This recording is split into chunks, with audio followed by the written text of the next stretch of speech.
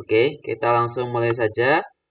Pembahasan pertama dari soal terkait hukum kedua termodinamika dan juga entropi dahulu ya. Nanti yang berikutnya baru yang teori kinetik gas. Oke, jadi untuk nomor satu ya.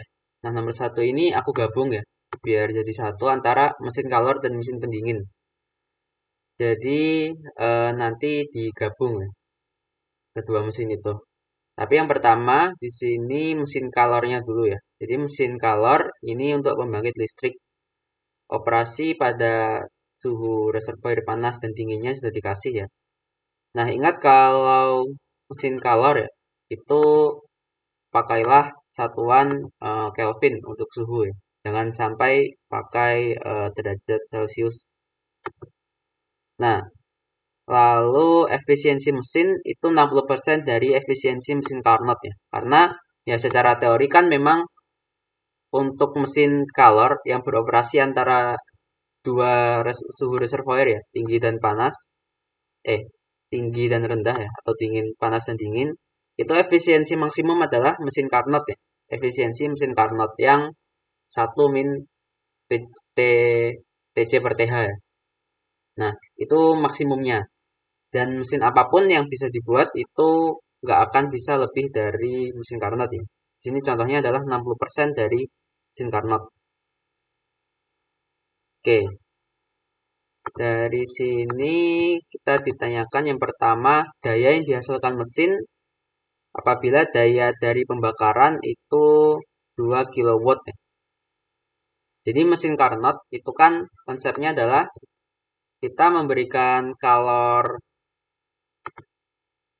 masuk dari reservoir tinggi ya. Artinya misalkan hmm, pembangkit listrik itu kan yang pakai pembakaran ya. Pembakaran misalkan dari gas, kok gas? Batu bara ataupun ya yang lain ya. Pokoknya ada sesuatu yang dibakar. Nah, sesuatu yang dibakar itu kan menghasilkan kalor. Nah, itu yang kita sebut sebagai nanti kalor masuk ya, atau kalor dari reservoir tinggi ya, yang di sini jadi kalor hasil pembakaran. Nah, nanti yang kita harapkan dari mesin kalor itu apa sih? Mesin kalor itu kan kita harap dia melakukan kerja. Jadi contohnya kalau yang dulu kan kereta api gitu ya. Nah, kita kan membakar bahan bakarnya yang kereta uap gitu. Kemudian kerjanya kita harapkan bisa memutar turbin misalkan. Nah, itu mesin kalor kan seperti itu ya. Jadi untuk bagian A, ini jawab dulu ya.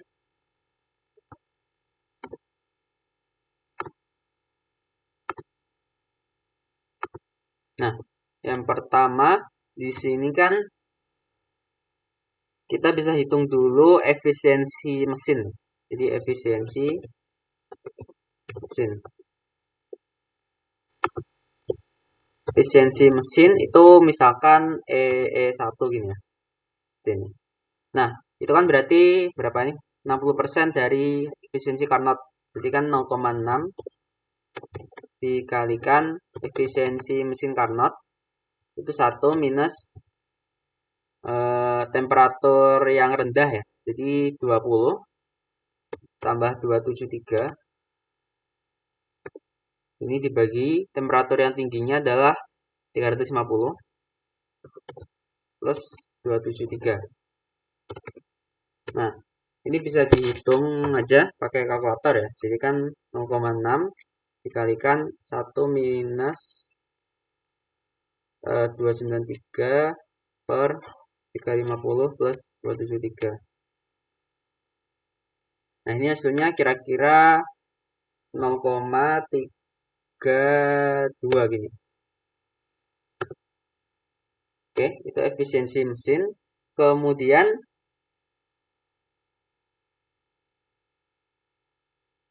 dari efisiensi kita bisa menentukan daya yang dihasilkan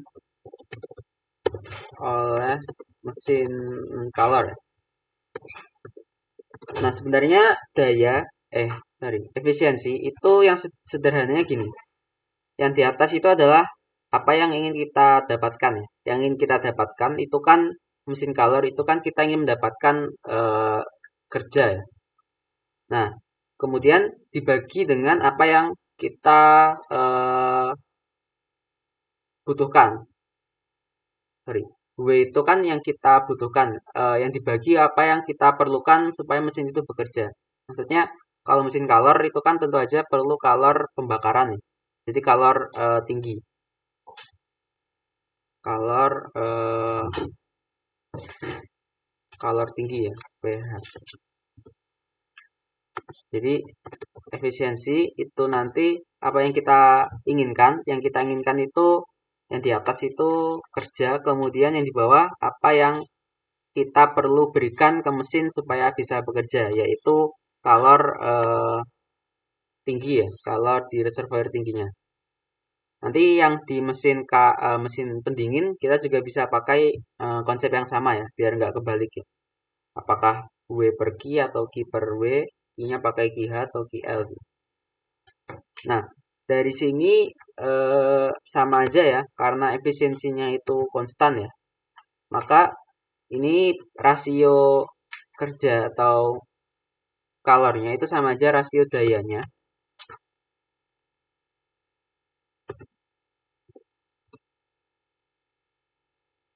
Berarti dari sini untuk yang ditanya apa sih? PW1 ya. Sama dengan S1 kalikan PH1. Nah, berarti kan hasilnya adalah ini 0,32 ya. Dikalikan dengan 2 kilowatt atau 2000 watt. Nah, ini kira-kira 640 watt.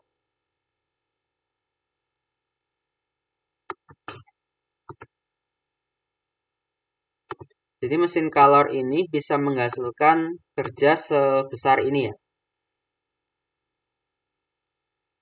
Nah, sekarang yang bagian B.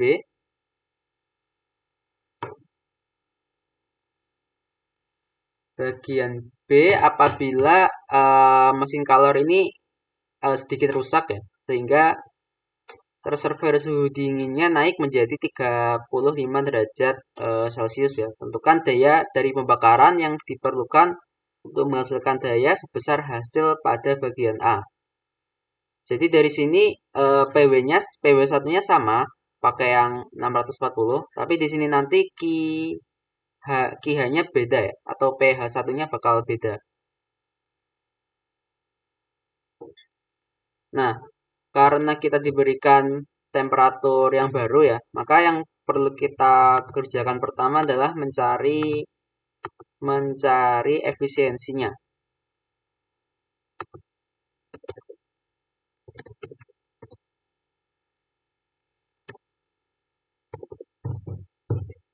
Jadi efisiensinya kan beda ya. Efisiensinya E1 aksen itu sama kayak ini, 1 min TH min TC kalikan 60% ya. Tapi di sini suhunya kan dia naik ya, naik menjadi 35. Yang dinginnya naik ya. Jadi yang sini jadi 35, sisanya tetap. Nah, dari sini kalau dihitungkan 0,6 kalikan 1 minus 35 plus 273 per 350 plus 273. Jadi di sini turun ya, kira-kira jadi 0,3. Nah, karena efisiensinya turun ya, otomatis kalau kita pikir-pikirkan tentunya butuh kalor yang lebih besar ya untuk menghasilkan kerja yang sama. Sehingga di sini kan kita disuruh mencari daya pembakaran, daya pembakaran yang diperlukan. Berarti sama, E1 aksen itu tetap pakai W1 per ini langsung dayanya aja bisa ya. Jadi PW1 per PH1 aksen.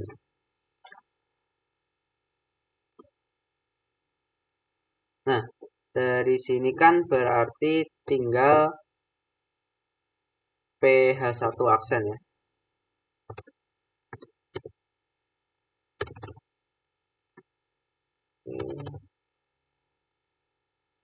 Aksen. Itu kan berarti PW1 per E aksen. Atau ini hasilnya adalah, bisa hitung aja,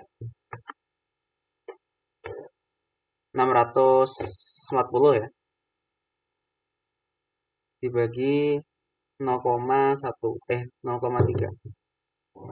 Ya kira-kira 2133 watt atau 2,133 kilowatt. Jadi memang terlihat ya, kalau seandainya suhu reservoir dinginnya itu naik ya, otomatis efeknya nanti efisiensinya akan berkurang. Jadi itu untuk bagian mesin kalornya. Ada pertanyaan dulu nggak?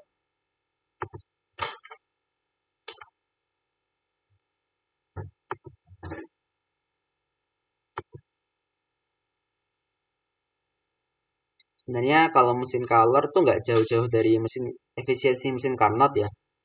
Kemudian yang penting selanjutnya definisi efisiensi ya untuk mesin Carlor itu jangan sampai kebalik ya. Kalau udah 2 poin itu udah benar ya harusnya nggak terlalu sulit kalau tentang mesin Carlor.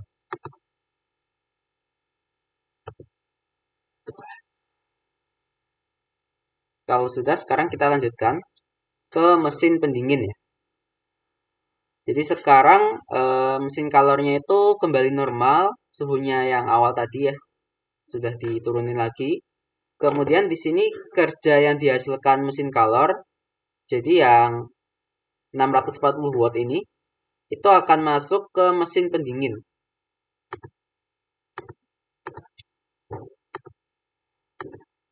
Masuk ke mesin pendingin.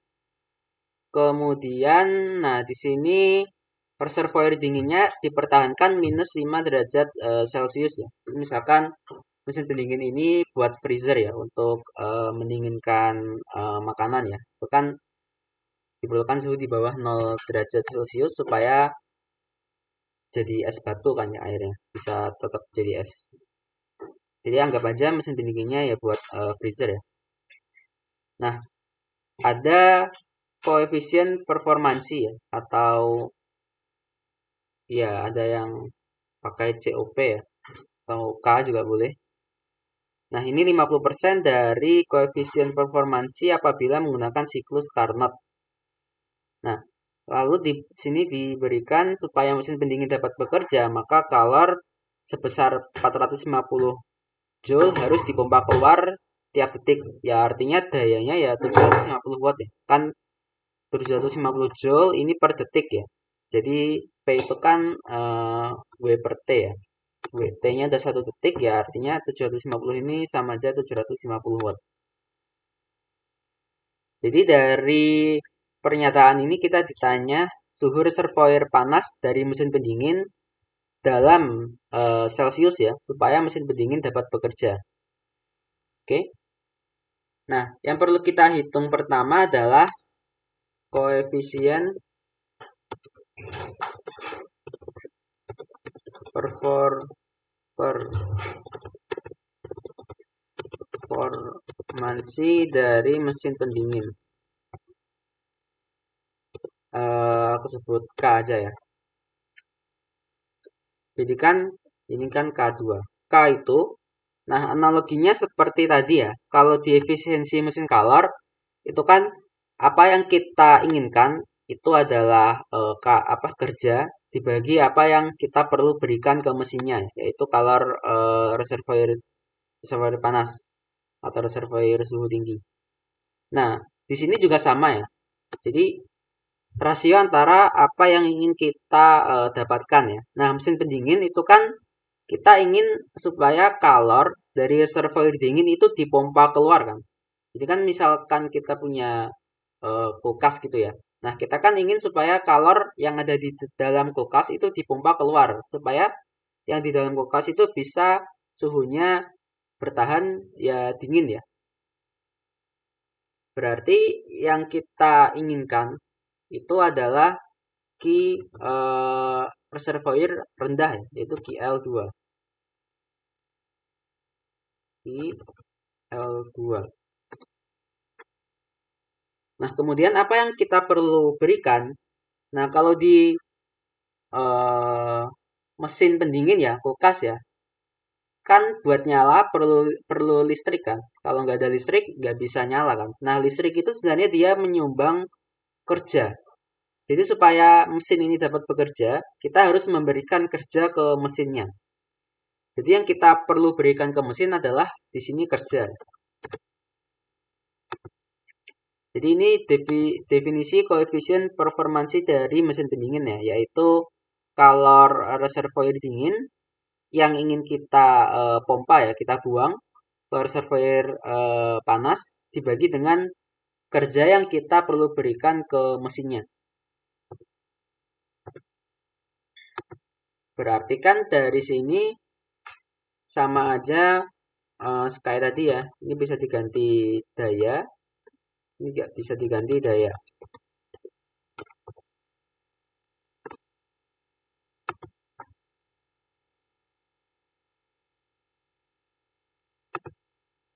Nah, di sini kan sudah diberikan ya, yaitu kalor yang ingin kita pompa keluar dari mesin dingin itu adalah 750 Joule tiap detik. Artinya dayanya ya 750 watt.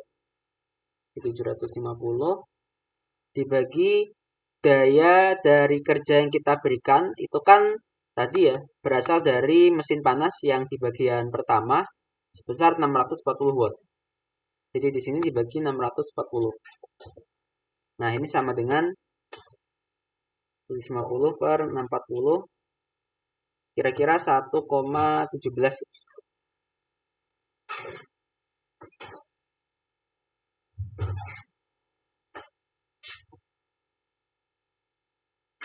Sekarang untuk menentukan suhu reservoir dingin panas ya, memenuhi samaan berikut ya. Nah, kita kan diberitahu di soal bahwa koefisien performansinya itu 50% dari koefisien performansi bila memakai siklus Carnot. Nah, untuk siklus Carnot berarti di sini kan 0,5 dikali K Carnot ya, katakan KC gini ya. Nah, di sini untuk siklus Carnot itu kan tadi kan Q L 2 per W2 ya.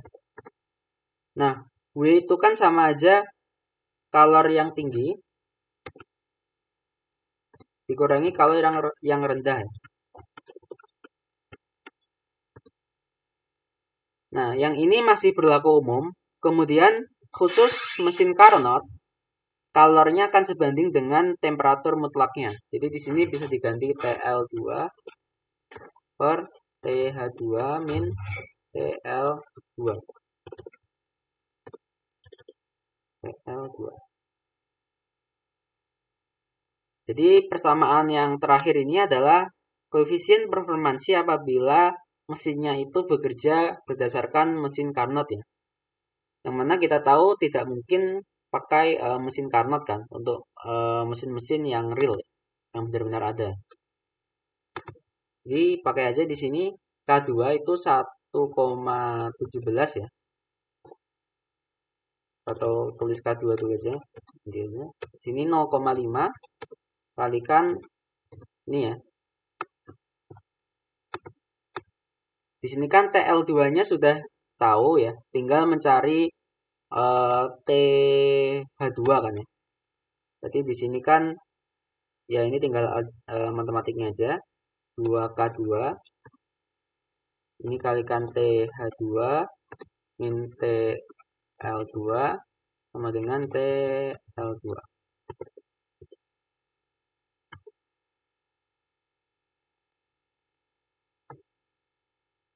Nah, diminta TH2 ya, berarti TH2 sama dengan TL2 dikalikan 1 plus 1/2 K2.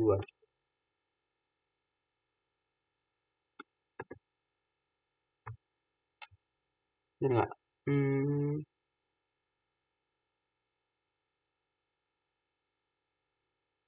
Ya benar ya. Kira-kira nilainya adalah TL2 tadi kan min 5.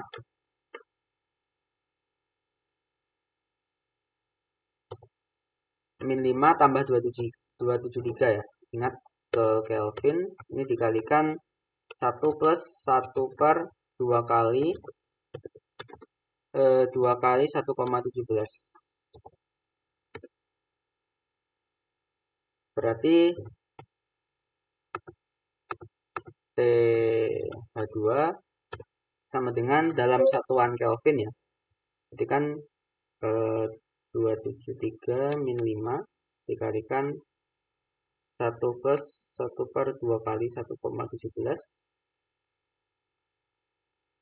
Nah, nilainya adalah 382,53 Kelvin ya. Atau 383 aja jelatin.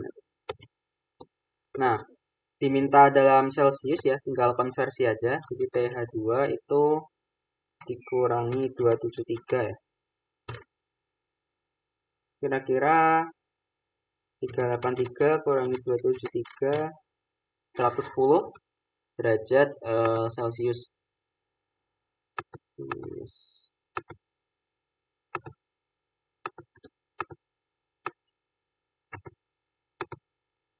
Jadi ini adalah suhu reservoir panas ya, cukup tinggi ya. Nah, ini juga alasan kenapa kalau mungkin yang ada kulkas ya, itu kan kalau dipegang bagian belakangnya itu kan panas ya.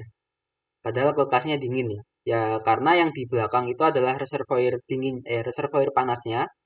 Kemudian yang di dalam kulkas itu merupakan reservoir dingin. Nah, karena itulah kalau kita pegang yang di luar itu yang di belakang kulkas itu panas ya, tapi kalau yang di dalam kulkasnya itu dingin. Oke, kita sudah mencari TH2. Sekarang bagian yang terakhir, hubungan antara kalor yang dihasilkan melalui pembakaran pada mesin kalor dengan kalor yang dipompa keluar dari reservoir dingin memenuhi hubungan berikut. Jadi QL2, kalor yang dibuang ya, yang dipompa dari reservoir dingin dari kulkasnya itu sama dengan A itu konstanta dikalikan KH2. KH1 ini kalor pembakaran yang kita berikan di mesin kalor tadi. Nah, ini sederhana sebenarnya. Kita mulai saja dari pertama eh, kerja yang dihasilkan mesin kalor. Kerjanya itu kan tadi kan kita sudah pakai ya, bahwa efisiensinya kan pakai E1 ya. E1 itu definisinya ini, artinya, aku copy lagi ya.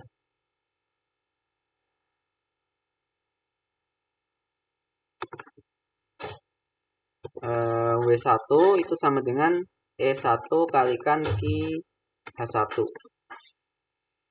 Kemudian untuk kalor yang dipompa dari reservoir dingin pada mesin pendingin, ya pakai aja definisi koefisien performansi yang tadi ya. K-nya kan ini.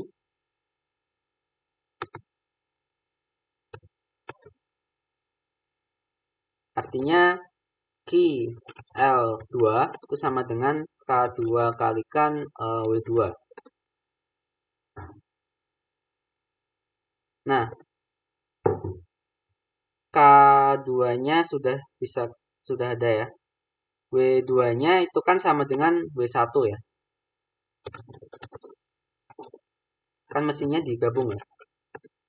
Artinya kita sudah dapat bahwa QL2 itu sama dengan K2 E1 kalikan QH1. Jadi masukkan aja nilainya. K2 itu kan tadi ini ya, 0,5 kalikan TL2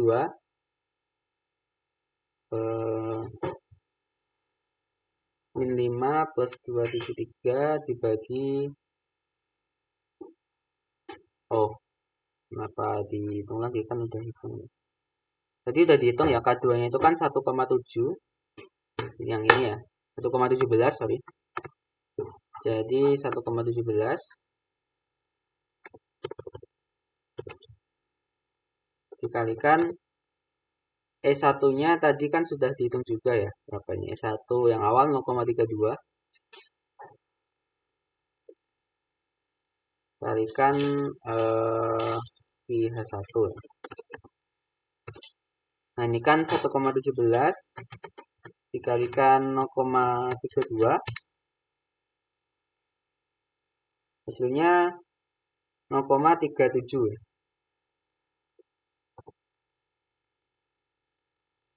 Ya, artinya kita dapat A sama dengan 0,37.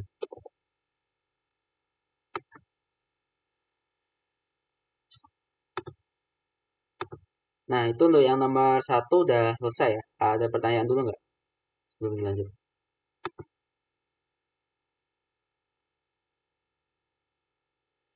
Ya,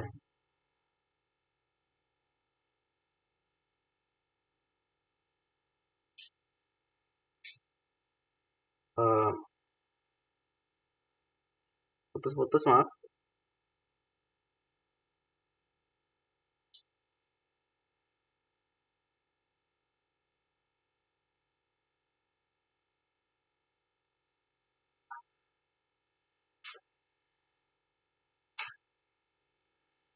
Ya, putus-putus. Coba lagi.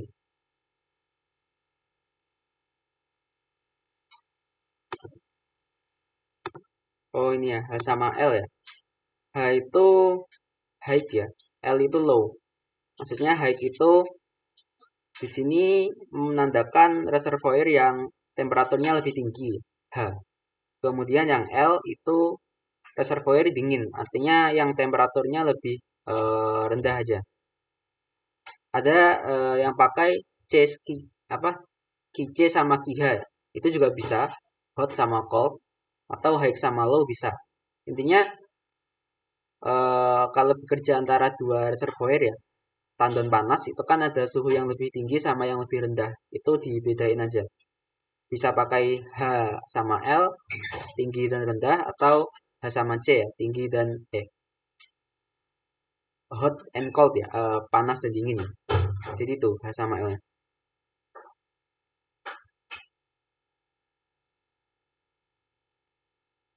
Oke, sama-sama.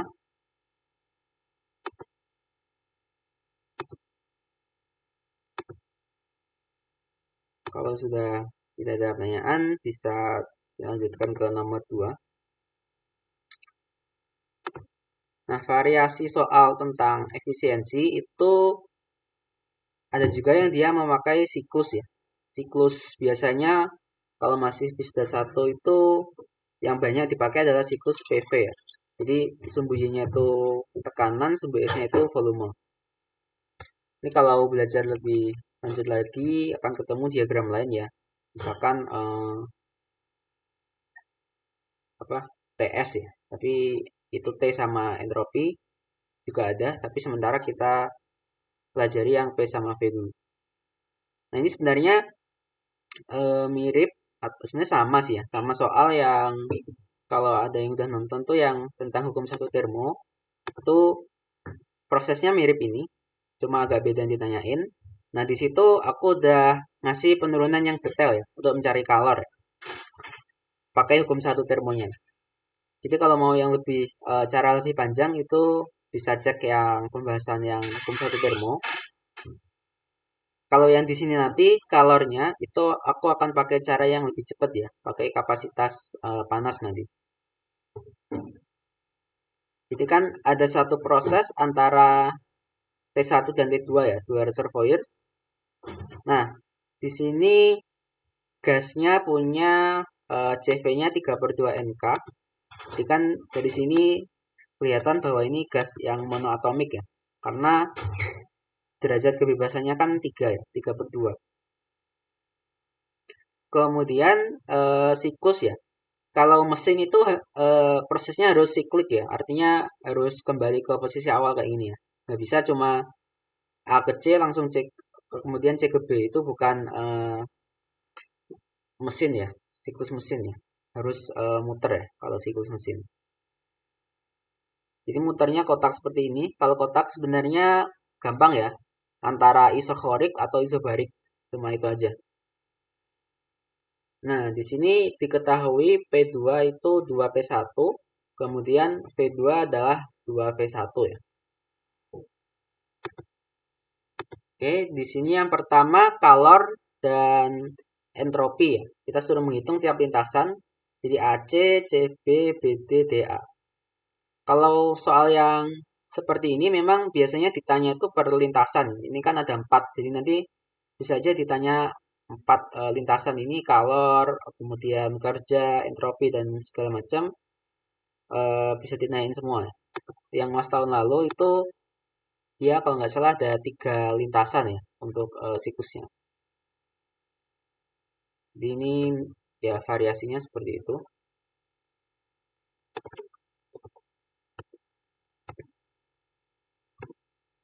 Oke, tentu saja sekarang kita jawab ya. Untuk bagian A, ya ini memang harus sabar ya. Jadi kerjain satu persatu ya. Kalau soalnya kayak gini. Yang penting fokus saja. Yang pertama adalah kalor ya. Kita pisahkan dulu dari lintasan AC dulu ya. Lintasan AC. Yang pertama adalah eh, kita pakai dulu ya. Ini ya. Nanti kita akan perlu temperatur ya. Jadi berdasarkan informasi pada soal, kita bisa analisis masing-masing suhu di masing-masing titik ya. Misalkan TA dan TC ya. TA dan TC itu kan proses isokorik ya, karena volumenya tetap nggak berubah. Proses isokorik berarti kan eh, P per T-nya konstan, ya kan? Kalau isokoriknya.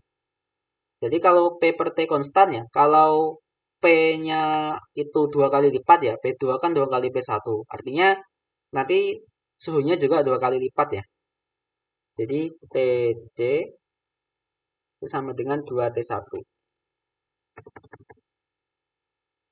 Kemudian untuk TD ini kan dia proses isobarik ya. Artinya V per T-nya konstan. Karena V2 itu 2 kali V1, artinya TD juga 2 kali T1 ya. Sama ya.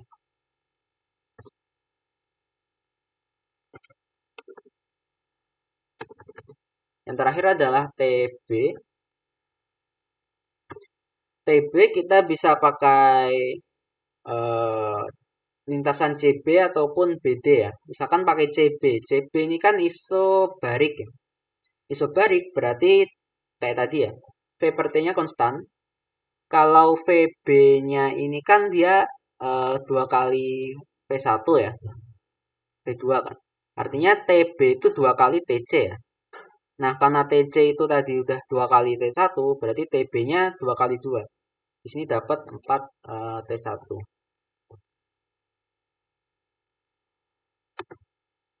Oke, jadi biasanya kalau soal yang seperti ini eh, lebih mudah nanti kalau kita samain satuannya ya. Misalkan Q itu kan bisa aja ditulis dalam PV ya atau NKT ya. Bisa pakai T1 atau T2. Nah, kita semuanya nanti samain ditulis sebagai NKT1 ya. Nanti biar di efisiensinya akan lebih mudah dihitung. Oke. Jadi sekarang lintasan AC dulu dari kalor ya. Lintasan AC ini kan proses isokorik ya.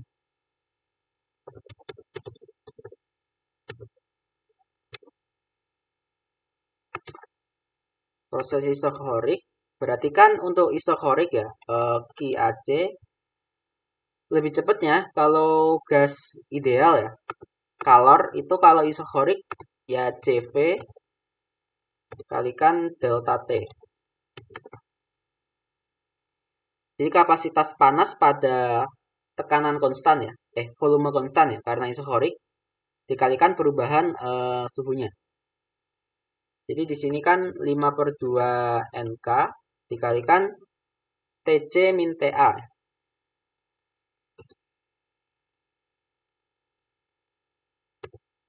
Jadi nanti TC min TA, TC itu kan 2 kali T1 ya.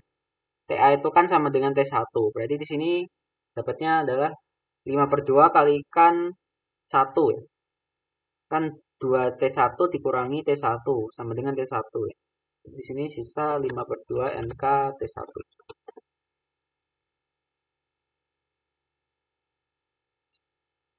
Nah, di sini kelihatan ya, karena QAC itu lebih dari 0, maka di AC ini terjadi kalor masuk ke sistem, ke mesin lah ya.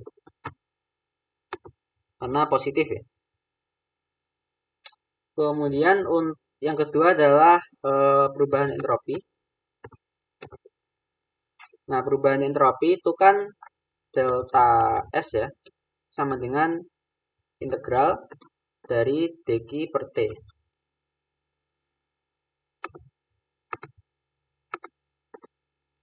Berarti di sini untuk proses isokorik ya, itu delta S AC. Proses isokorik ini kan dari T1 ya, sampai T sampai 2T1 kan ya.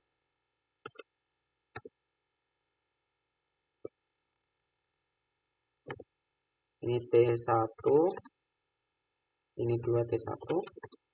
Nah, dq-nya kan tadi CV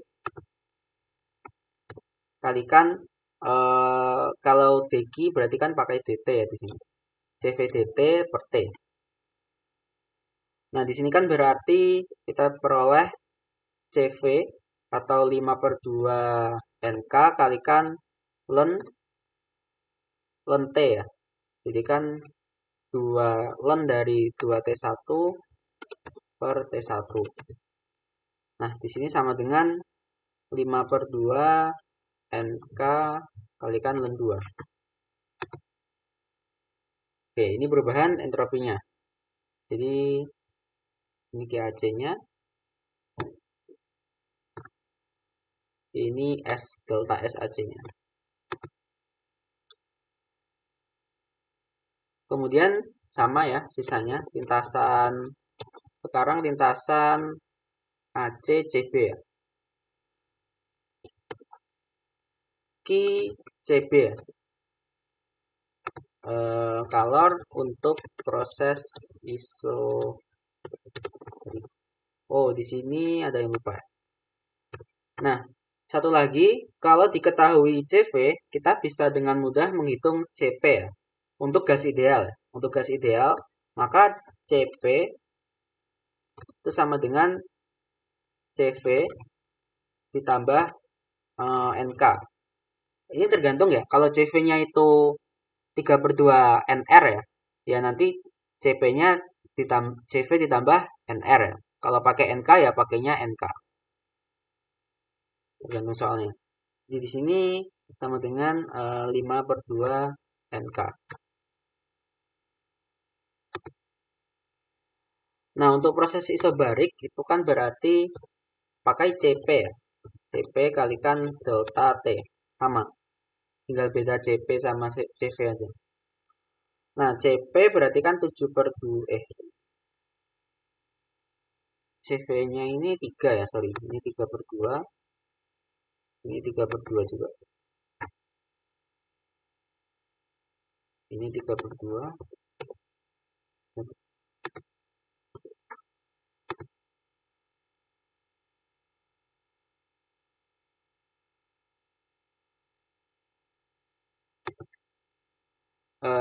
Berarti di sini 5/2 udah benar. Di sini 5/2 NK kalikan TB min TC.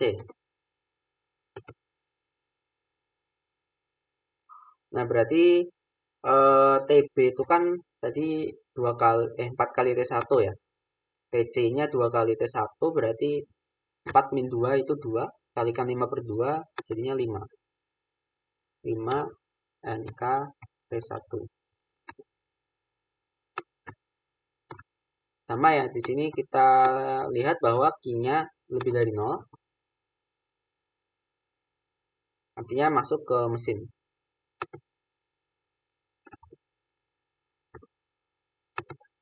Untuk perubahan entropi juga sama ya.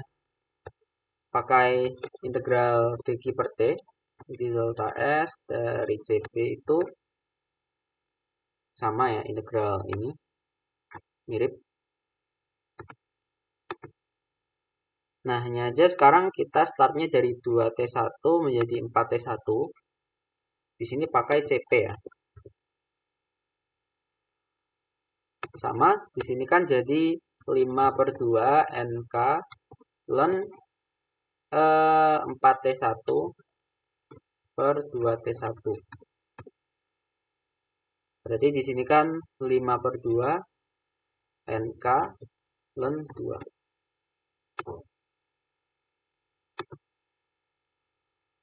Sekarang kelintasan yang ketiga itu BD ya. Sama sisanya. Lintasan BD dari color. Color untuk proses BD ini kita lihat prosesnya proses isochorik ya.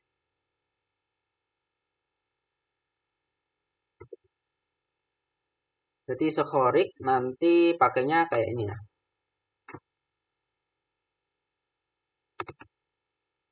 Sini ganti BD. Nah, berarti kan sekarang di sini adalah QD min QB. Nah, hati-hati plus minusnya. Jadi nanti TD itu kan lebih kecil ya. TD itu kan 2 kali T1, TB 4 kalinya. Berarti di sini nanti akan ketemu minus ya. Minus 3 NK1. Ya karena TD min TB itu kan min 2 T1 ya. Kalikan 3/2 NK jadi min 3 NK T1. Nah, di sini kita lihat bahwa QBD itu kurang dari 0. Artinya kalor keluar dari mesin.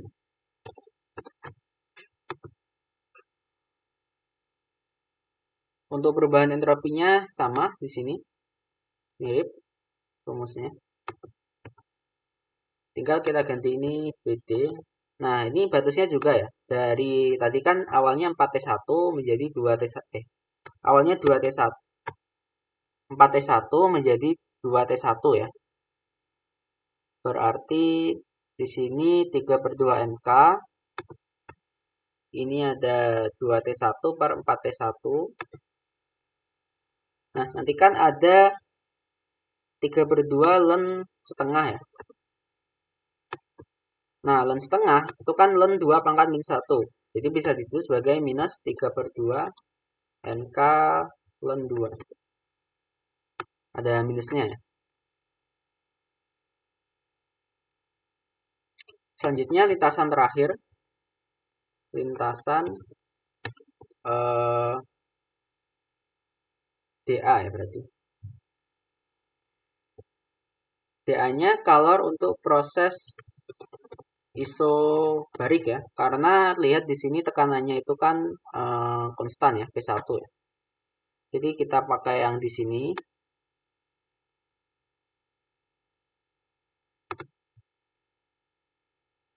Nah, di sini QDA ya. Berarti kan TA min TD. Nah, D tadi kan 2 kali T1 ya. Berarti di sini T1 min 2 T1 itu kan min T1. Kalikan 5/2 NK. Jadi di sini ada minus 5/2 NK T1. Nah, berarti kan di sini QDA itu sekali lagi kurang dari 0 ya. Artinya kalor keluar dari mesin.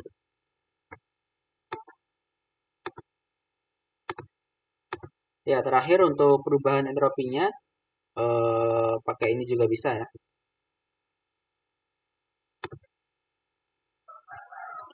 Perubahan entropi berarti untuk DA itu dari 2T1 menjadi T1 ya. Artinya di sini 5/2 NK T1 per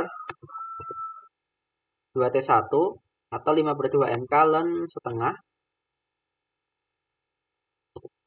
Nah, ln setengah itu kan minus ln 2. Jadi kita sudah peroleh entropi untuk tiap lintasan ya. Dan juga kalornya. Oke, intinya ya sabar ya. Kalau siklusnya, prosesnya ada banyak, ya hitung satu persatu dengan hati-hati.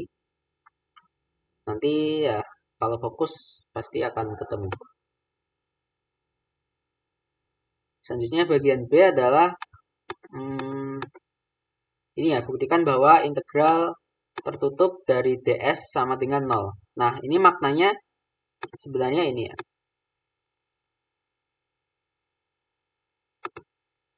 Perubahan entropi total dalam satu siklus. Jadi sebenarnya integral ini tuh maknanya adalah perubahan entropi total ya. Notasi integral ini kalau belum familiar ya nanti akan dibahas lebih detailnya di Vismat 1 ya. Ini namanya integral lintasan tertutup. Yang penting di sini pahami aja maksudnya adalah kalau punya satu siklus ya, maka jumlahin semuanya. Jadi delta S untuk tadi kan AC, CB, BD, DA. Jadi delta S AC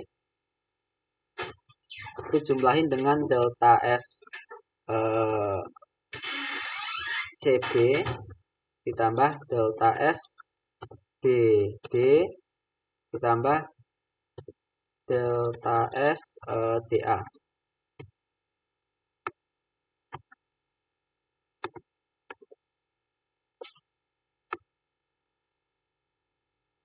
Oke.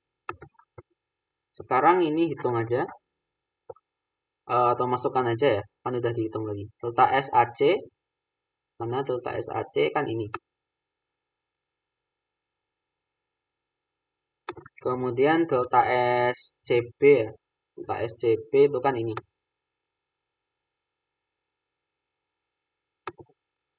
Kemudian delta S BD tadi ini ya. Minus ini ya.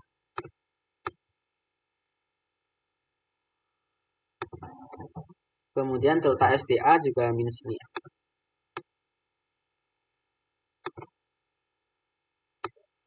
Di sini kan terlihat ya, ini positif kurangi negatif 0, ini positif kurangi negatif juga 0.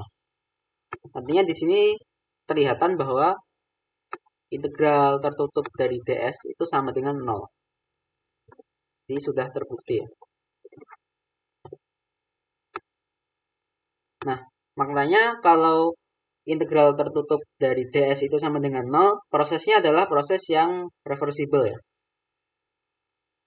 Jadi siklus yang kita punya ini merupakan siklus yang reversible.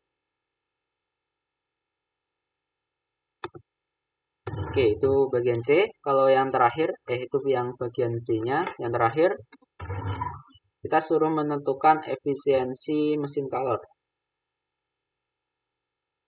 Di efisiensi mesin kalor.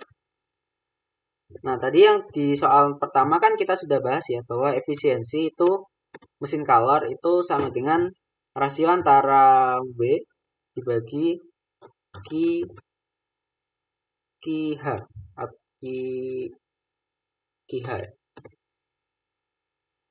Nah, W itu bisa ditulis sebagai Ki H minus Ki L per Ki H. Jadi sama dengan 1 minus Ki L per Ki H. Kalau di proses yang siklus seperti ini, Ki L dan Ki H itu adalah seperti ini ya. Jadi kita mulai dari Ki L merupakan Ki H-nya dulu. Kalor total, jumlah total kalor yang masuk ke mesin. Ya kan karena di mesin kalor kan Ki H itu kan kalau tadi ya tandon panas ya itu kan kita lakukan pembakaran lalu ada kalor yang masuk ke mesin ya. Artinya ya Ki H itu kalau siklus kayak gini kalor yang masuk ya itu berapa totalnya kita jumlahin aja.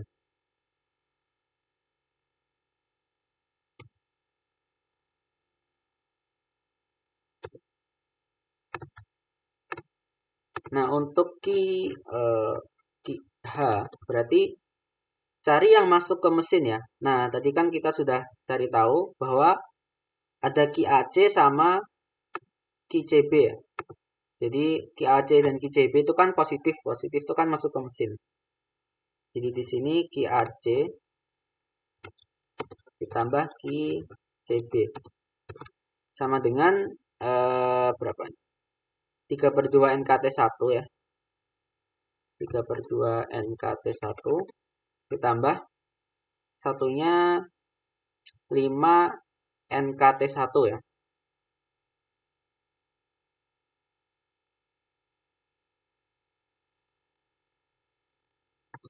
Nah, ini 3/2 tambah 5 itu 13/2 NKT1. Sekarang KL. KL merupakan jumlah total kalor yang keluar dari mesin. Kalau di mesin pendingin ya mesin kalor yang biasanya itu kan ada kalor yang dibuang ke tandon atau reservoir dingin ya. Nah, itu kan sama aja Ki yang keluar kan dari mesinnya. Berarti KL.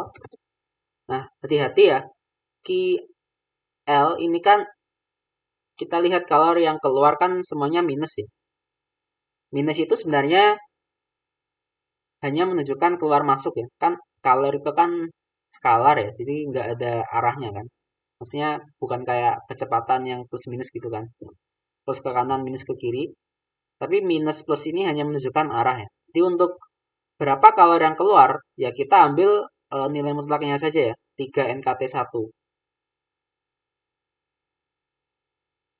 Jangan diambil minusnya juga. Berarti di sini ambillah nilai mutlak dari Ki BD ditambah nilai mutlak dari Ki DA.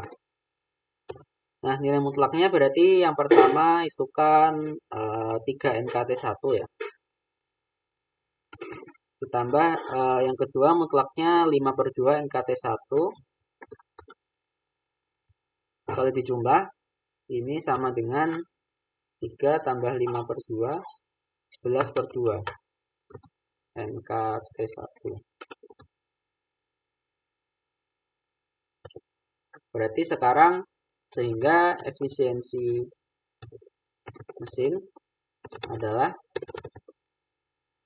ya E sama dengan 1 minus KL per KH ya. Sama dengan 1 minus ya berarti kan KL itu ini KH-nya itu ini. Ya, dari sini tinggal hitung aja. E sama dengan 1 minus 11/13 ya. Jadi E-nya sama dengan 0,15 atau 15%. Jadi ini efisiensi mesin ya. Nah, sekarang bandingkan ini tambahannya. Kita coba bandingkan dengan efisiensi mesin Carnot. Kalau mesin Carnot itu kan berarti kan 1 minus T reservoir dingin itu kan reservoir panasnya itu kan T2 ini ya, TB per TA ya. TB per TA. Nah, ini kan 1 minus kebalik ya, reservoir dingin ya, per reservoir panas. Kan berarti tadi kan hasilnya adalah T1, ini 4 T1 ya.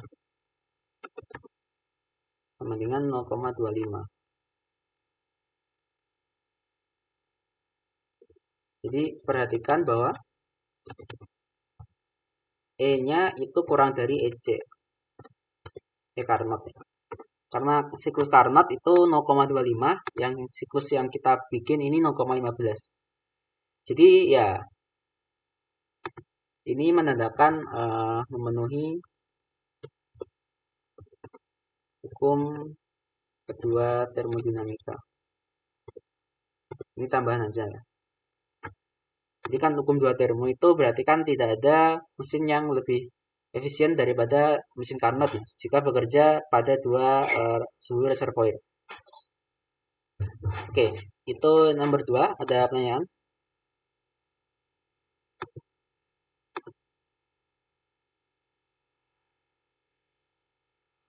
Ya, sudah masuk.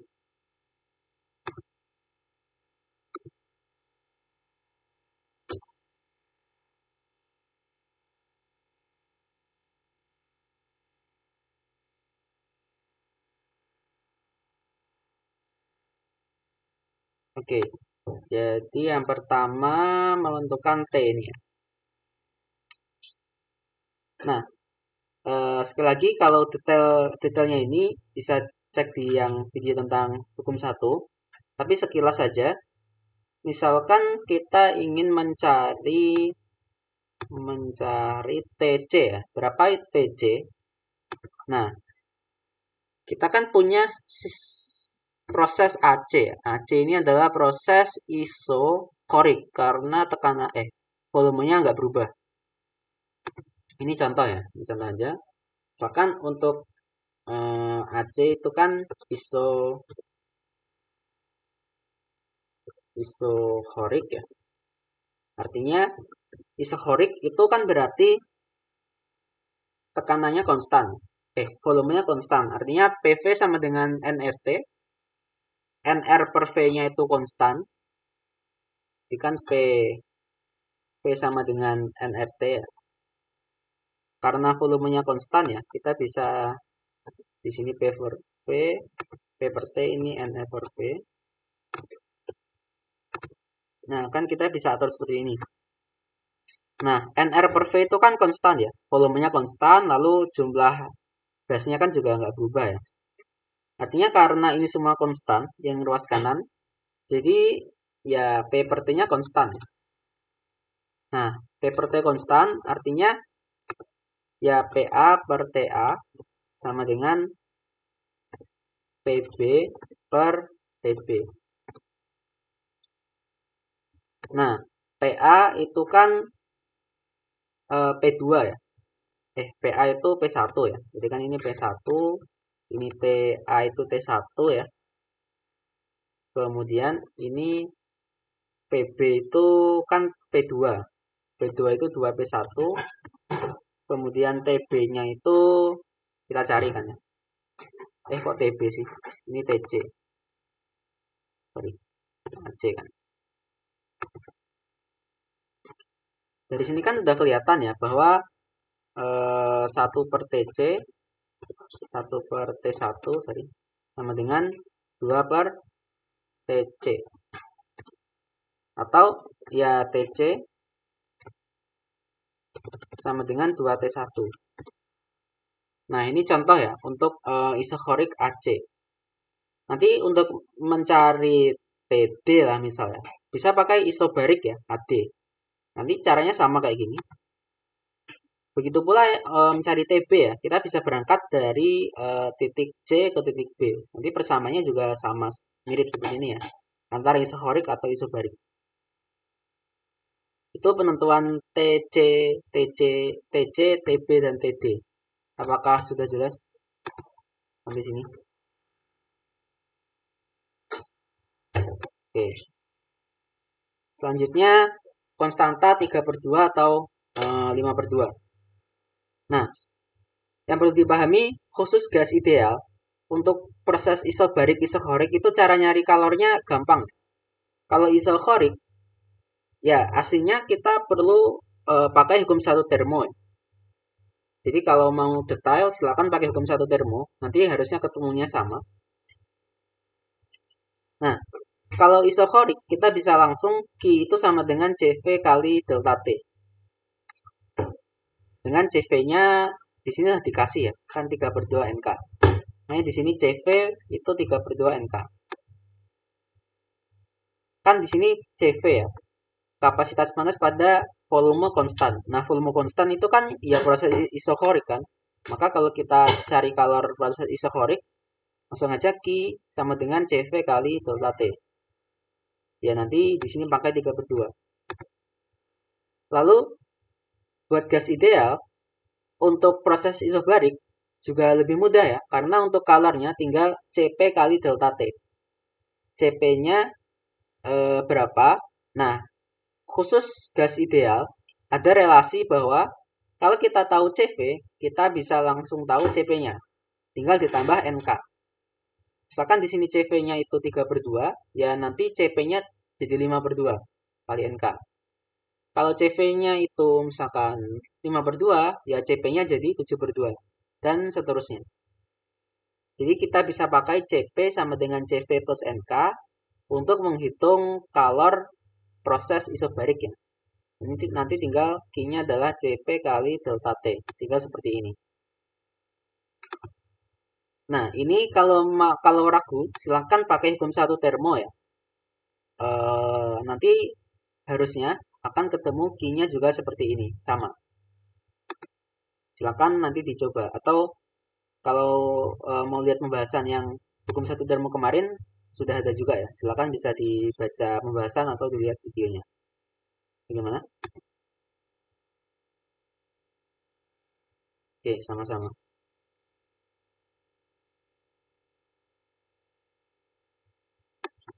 Oke, kalau nggak ada berarti sekian pembahasan yang bagian pertama ya.